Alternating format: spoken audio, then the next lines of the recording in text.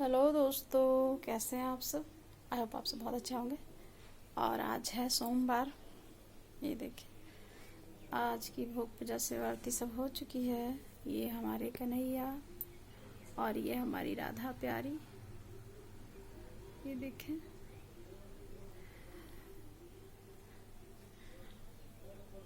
और ये हमारे नन्हे ठाकुर जी। ये देखें,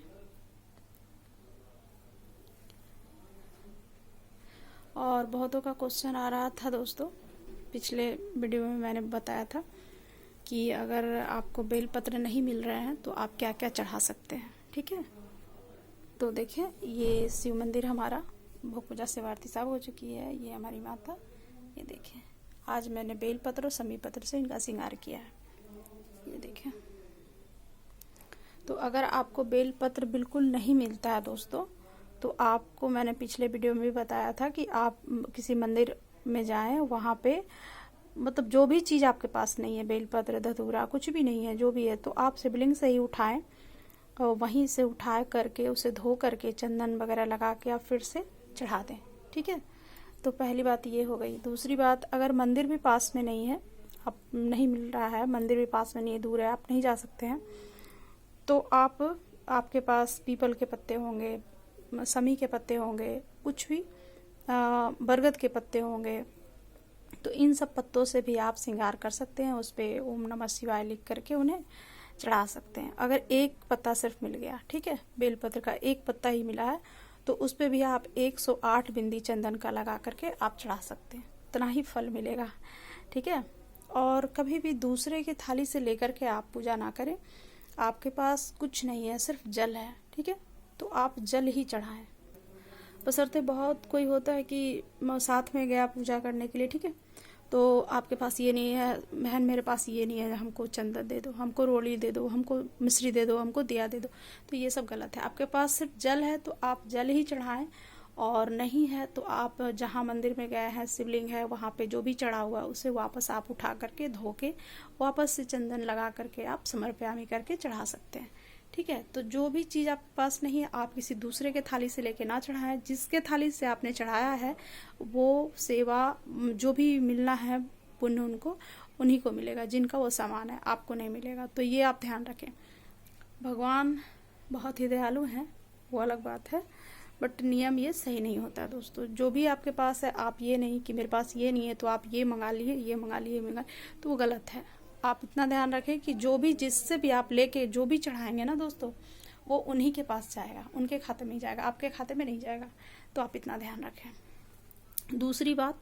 दूसरी बात कि अगर बेलपत्र आप ले रहे हैं कहीं से, किन्हीं के घर से ले रहे हैं या कहीं पेड़ से ले रहे हैं बेलपत्र, जैसे सरकार द्वारा भी लगाया जाता है बहुत सारा, तो वो क्या है कि जिसने भी लगाया है वो पेड़, जहाँ से आप बेलपत्र ले रहे हैं, तो वो आप तोड़ेंगे फ्री में, तो उनके ही खाते में जाएगा। ठीक है, तो आप वहाँ 10-5 रुपये रख दें पेड़ के जड़ के नीचे, और वो जिन्हें भी लेना है वो ले सकते हैं, उससे कोई दिक्कत नहीं है। आपका तो पूरा हो गया काम। ठीक है, और उसके बाद आप 5, 8, 11, 108 बेलपत्र आप ले लें। ठीक है, तीसरी बात कि अगर आपने पीपल के भी पत्ते तोड़े हैं किसी पेड़ से, तो वो भी वहाँ भी वही सेम प्रोसेस होगा, सेम तरीका होगा। आप कुछ पैसे वहाँ रखें और उसके बाद पत्ते तोड़ें।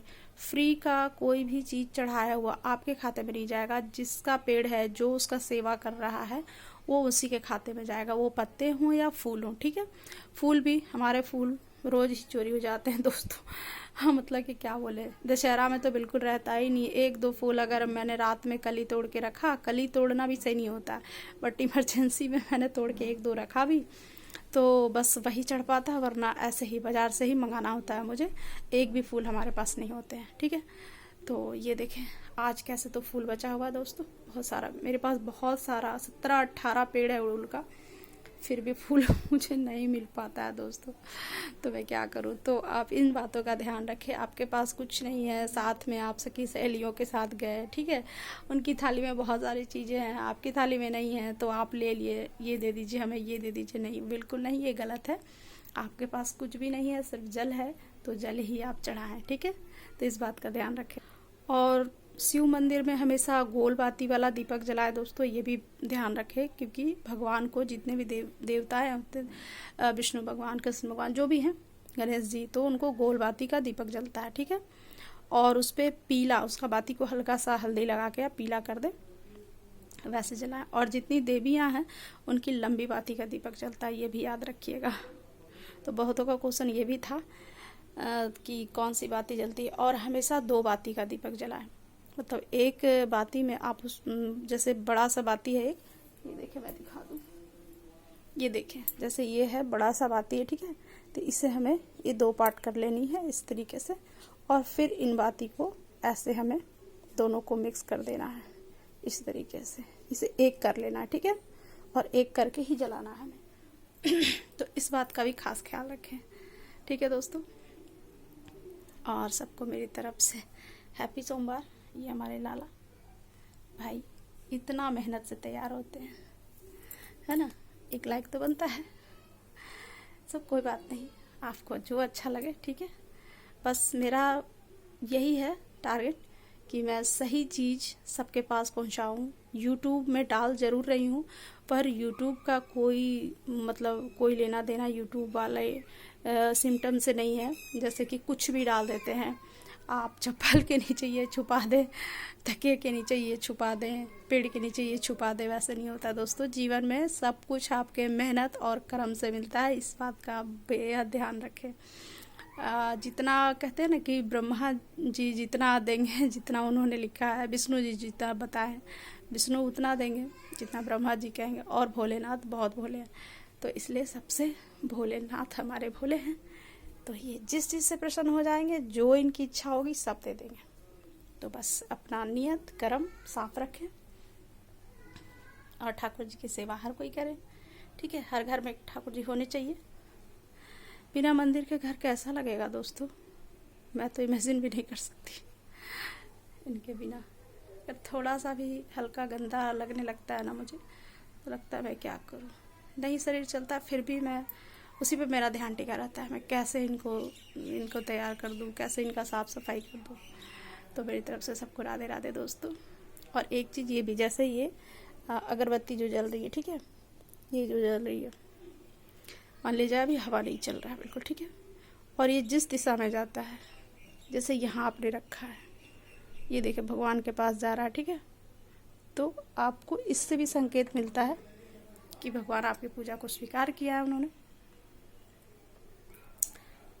बहुत छोटी छोटी चीज़ है जो दर्शाता है, दिखाता है कि भगवान यहीं पे है, विराजमान है, मेरी पूजा को स्वीकार कर रहे हैं।